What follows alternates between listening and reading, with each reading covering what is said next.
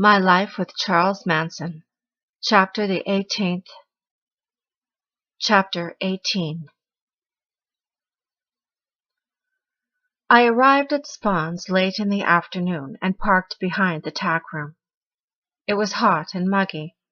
The wranglers were just quitting for the day.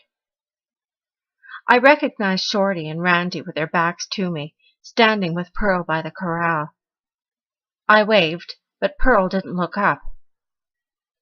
I had an impulse to go down and say goodbye, but decided against it. Danny DeCarlo was sitting in front of the saloon drinking a beer when I walked up. Weish squatted beside him, embroidering one of Charlie's shirts. "How's the great American desert?" Danny hoisted his beer in greeting. "Hot. Hi, Weish." "I'll drink to that. Want one?" I shook my head. "Charlie around?" "Went to Malibu to pick up Bruce," Weish said cheerily. "Davis?" She nodded. "Where's he been?" "England. Studying Scientology." She moved away from the door as I went inside. "What are you up to, Paul?" she called after me. "Just come to get my boots and drop off my buckskins." "Hey, DeCarlo," I heard Bill Vance's voice from the semi-trailer. "You gonna lie on your butt all day and give us a hand with this carburetor?"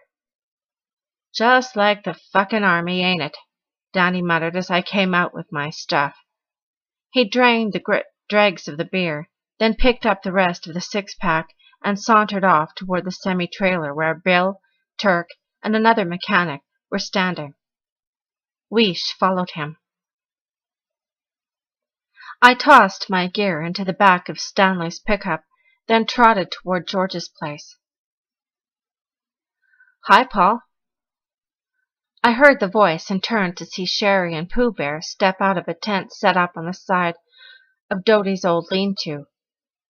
Then Sadie, Snake, and Brenda appeared. They were all dressed in Levi's and wore buck-knives strapped to their waists. I walked over and wheeled into the yard in a milk truck and parked at the side of the saloon. As they got out of the truck, Charlie said something to Bruce, and he walked off toward the corral. I went down to meet Charlie. As always, he greeted me warmly, putting his arm around my shoulder. "I'm glad you're back. Real glad." Charlie wore buckskins, motorcycle boots, and a hunting knife strapped to his left hip. "Man, you know you're breaking my heart. What's happening with us?" "Nothing. It's just I want to stay out of the ranch for a while." "With that guy Crockett?" "He's there." We walked along the boardwalk. "Do me a favor. Stay the night. Stay in the tent. Did you see how I got it all fixed up over there? It's real nice. Great place to make love. You can just stay in there, you know. Snake and Brenda are there." "I got to... Hey, haven't I always given you everything I got? Everything. All that I have is yours, man." I glanced at the tent and saw Snake standing in the doorway. She waved. We walked over to Stanley's truck, and Charlie leaned against it, his eyes on me. He sensed then, I think, that I was really leaving and might not come back. I must have been heavy for him. I'd been a mainstay, someone who he could depend on. I reflected the flower child in him. Now I was checking out. Bruce Davis, it appeared, had already assumed my position as second in command. "What about our music, man? What about Helter Skelter, the revolution?" "I'm still into the revolution, but this isn't how it used to be. All these other dudes, everyone's strung out all over the place. Where's the love? It just isn't the same." Charlie's voice was suddenly hard. "No, it ain't, man. The shit's coming down. The love thing is over. It's helter-skelter now, and don't you forget it. And when it happens, we're coming to the desert. All of us." "Yeah, Charlie." I climbed in the truck. But with Crockett at Barker's, you can't get up there. Charlie's eyes flashed. You just watch me, brother. At that moment, I had no idea how dangerous a game I was playing. I swung the truck around and headed for the corral. That's when I spotted Juan Flynn leading a horse up from the creek. He called to me, and I stopped the truck. Dressed in a pair of Levi's, cowboy boots, and his battered straw hat, his powerful upper body delineated with sweat, Juan cut an awesome figure in the afternoon sunlight as he approached the truck. Where have you been, Paul? Barker's. For good, huh? I don't know. Scene here is getting freaky. The expression on Juan's face acknowledged his agreement. Hey, Bo and Stephanie left too.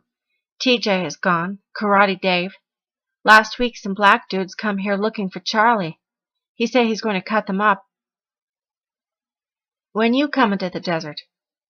Maybe soon. I have work here. Guy out there I want you to meet. Juan stepped away from the truck and headed for the highway, shouting to Shorty as I passed the corral. He waved his hat. It was the last time I was to see Shorty Shea. As I reached the Santa Susana Pass Road, I switched on the radio to find some music. I don't remember the exact date, but it had to be around the 25th or 26th of July, approximately 1 week before Charlie sent Bobby, Sadie, and Mary to Topanga Canyon to murder Gary Hinman.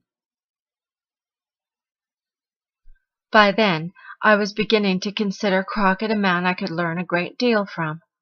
Also, unconsciously, I was priming Charlie for a confrontation with Crockett. By lauding Crockett's powers, I was building my own strength. My direction, however, was by no means certain. It was more like drifting out of one orbit into another, being drawn half willingly, half unwillingly. I saw the potential for growth through Crockett's games of attention and consciousness. I had seen it work following my spill on the motorcycle. Afterward, I had told Crockett, I want to learn how to do that. I want to learn the laws of healing. Can you teach me? But he had not committed himself. He had said only that it takes time. We had made no agreements. He knew that my ties to Charlie were deep, that it would take a long time to free myself from them. Part of what drew me to Crockett was that he did not press me. Unlike Charlie, whose ego demanded that he be the center of attention, always talking, selling his rap, Crockett felt no such need. His powers were silent and unspoken, like those of the desert. For the next 2 weeks, Crockett, Brooks, and I were together constantly. We rose early, hiked up to the mines, and worked several hours before trudging back with backpacks loaded with rock. Later, with mortar and pestle, we crushed the rock, separating the fold from the quartz base. This physical labor worked wonders on us. Within a relatively short time, we were lugging out 60 and 70 pounds on our backs while scaling some of the steepest and most treacherous mountains in the Panamints. That kind of work and danger, one false step and it's 250 feet into oblivion, forces you to concentrate, to be there, to come to now. Everything we did, Crockett with us, his body seemed indefatigable.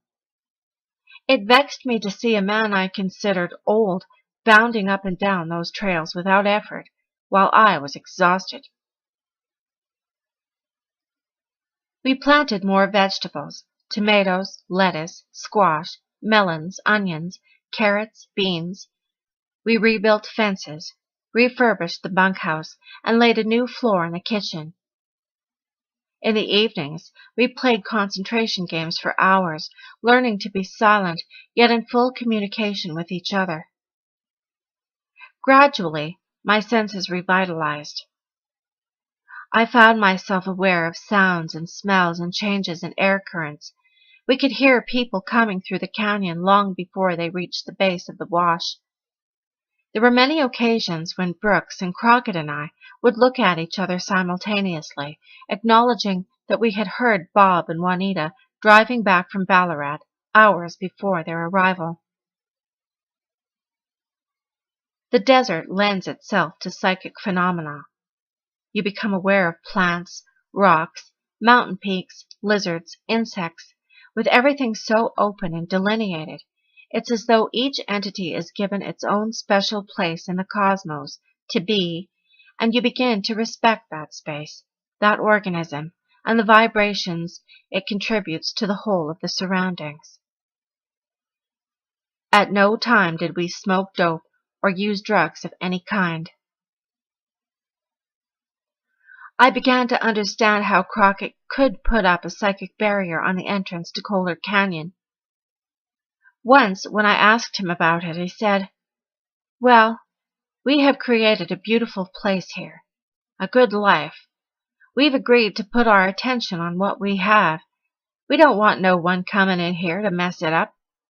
Unless people come with true love in their hearts, well, it don't make any sense us having anything to do with them."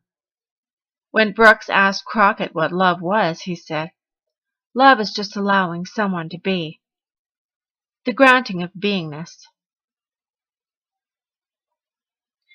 Crockett wasn't a musician, but he agreed to help Brooks and me with our music. He said it was important we had a goal and that music was a good one. The only instrument we had with us at the time was Brooks' guitar, and it only had 4 strings. So I cut a piece of bamboo and made a flute and taught myself to play it. In the evenings, we sat outside on the porch and played. Crockett told us to project our music to the surroundings. Play to them rocks up there. Play to the trees. Project your sounds to what you see around you so they can feel it too. Sounds are just vibrations of feeling, and if you give them spontaneity and consciousness, well then, I don't see why you can't make beautiful music. There ain't no formulas for music, no set ways. What Crockett said about music was very much like what Charlie taught us, to improvise and be loose, to tune with the flow of energy and just use the instrument to project it. But Crockett said more.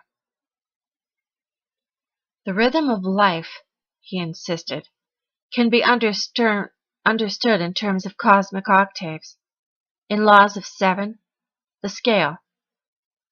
All life is conditioned in action. It's no accident, you know, that the word do is the same word as the first note of the musical scale, do. The scale begins with do and ends with do, and yeah, you see, it's the very pulse of life. Like they say, the beat just goes on. When you play music consciously with this kind of awareness, you realize what power it really has. It's like them walls of Jericho. Music brought them round right to the ground. Music can bring down a lot of walls. It's the harmony you make when you mine ore out of the mountains, that clear precision of sound that lets you inside the mystery. You just pick right, and the sound takes you right up the musical scale to the jackpot. One evening around 6:30, I was by myself on the porch. Crockett and Brooks were up at the mine, and Juanita and Bob were in the bus. I was playing my flute, trying to project the sounds across the garden and beyond it to the fig trees. I was completely absorbed in the sounds and the touch of my fingers on the stops. But I noticed a lizard at the far end of the porch basking in the last of the sunlight, and after a time he crawled over me and just stayed there by my leg while I played. A little while later, he crawled up on my leg, just tilting his head from time to time. Finally, he crawled up my arm and across my hand and out onto the flute, looking into the holes, curious, I guess, as to where those sounds were coming from. It was only when I moved my hand and started laughing that he shot down my arm and dropped to the floor before crawling through a crack in the porch. Sometime around August 3rd, Stanley Berry, Bob's brother, drove up to the ranch to tell us he'd located a good mining prospect in the Magillian Mountains in northern Arizona, and that we should go down there and check it out. We talked it over one evening during dinner and decided to make the trip. Stanley left the next morning, saying he'd meet us in Kingman at his brother Tom's place and that we could start from there. We left 2 days later. We stopped in Las Vegas to buy supplies and a few mining tools. Bob drove while Juanita and Crockett sat with him up front. Brooks and I rode in back. The drive from Vegas past Lake Mead is a scenic one, and after days of hard work, Brooks and I were enjoying it. We sat on a mattress with our backs against the cab of the truck, discussing the prospects of a meeting between Charlie and Crockett. I asked Brooks if he thought Charlie and Crockett would get along. He shrugged. I doubt it, but I'd sure like to see them together. I think Big Paul would blow Charlie's mind. Charlie says he's coming. Yeah, when Helter Skelter comes down, he'll be trying. Think Crockett will ever agree to that? Told me he wants to meet Charlie sometime. Charlie might blow Crockett's mind. Yeah. At that moment, both Brooks and I turned around to see Crockett looking at us through the rear window. He had a big grin on his face. For the next week, we waited for Stanley. While Brooks and I roamed around Kingman, Crockett stuck pretty close to Tom's, reading and playing solitaire. But he was getting angry. By the end of the week, he was arguing with Bob. Don't your brother know what a telephone is? He'll be here, Bob said. We'll wait one more day. I said he'll be here. After tomorrow, I won't. On Saturday, August 9th, 1969, while Brooks, Crockett, Juanita, and I drank iced tea and watched a late TV report on the Apollo 11 first moon landing, which had taken place the week before, Tex Watson, Susan Atkins, Patricia Krenwinkel, and Linda Kasabian paid a visit to 10,050 Cielo Drive in Bel Air to do a job for Charlie. The following morning at breakfast, we saw another news broadcast describing the slaughter of 5 people and an unborn child. Crockett was seated at the table, across from me, sipping his coffee. Brooks was to his left, and Bob and Juanita were still in bed. The newscaster had finished his brief report, closing with a remark about how bloody the murders had been, and that Roman Polanski, the husband of Sharon Tate, had not been available for comment. Crockett lit a cigarette and looked at me, exhaling as he did so. Wouldn't it be something if old Charlie did that? I looked at Brooks, who was wiping eggs from his platter with a piece of toast. Nah, he said. No way. But Crockett's crack bothered me. My first impulse was to call him on it. Where did he get off saying a thing like that? He didn't know Charlie. He didn't know the family. He was just a wise-ass miner with a big mouth and a lot of games. Yet, when he said it, a chill ran through my body. What's the matter, Paul? Crockett asked.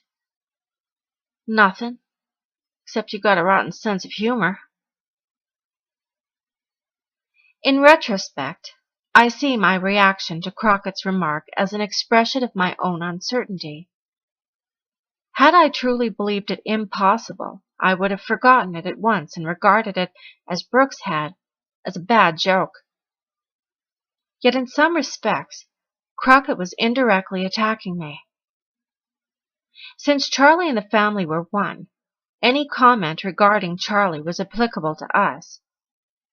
If Charlie's trip had become murder, which I wouldn't consciously allow myself to believe, despite his talk about showing Blackie, then all of us were in some sense a part of it.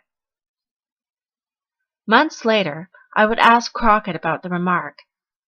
He said he remembered making it, but that he hadn't really thought it was true. It's just that sometimes something comes into your head and you say it, and it don't make any sense, and you don't really believe it, but you still say it. It's kind of an impulse. I found that sometimes them impulses are right and sometimes they're not, but I like to give 'em a chance. Fact is, I never thought of old Charlie as a murderer until I finally come up to him face to face. The next day, when Stanley failed to show, we loaded the truck. Bob got angry and said he and Juanita were going back to Barker's to get their stuff and split. Crockett said that was a fine idea.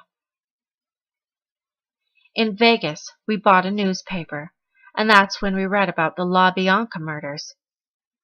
According to the article, the police did not believe the Tate and La Bianca murders were related. The article said further that a suspect for the Tate murders was in custody. It did not say that on the door of the refrigerator in Lino LaBianca's house 2 words had been written in blood. Helter Skelter. From Vegas, we drove across the Pahrump Valley into Shoshone. Bob stopped so that Juanita could buy some cigarettes. Then we filled up with gas and headed north. We weren't 20 miles out of town when a sheriff's patrol car screamed down upon us and nearly ran Bob off the road. 2 khaki-clad officers leapt out of the car with shotguns. Moments later, we were all lined up alongside the road with our hands up. The shorter, stockier cop waved the shotgun at us. He looked like a madman. "Don't any of you move, by Jesus, or I'll blow your goddamn heads off."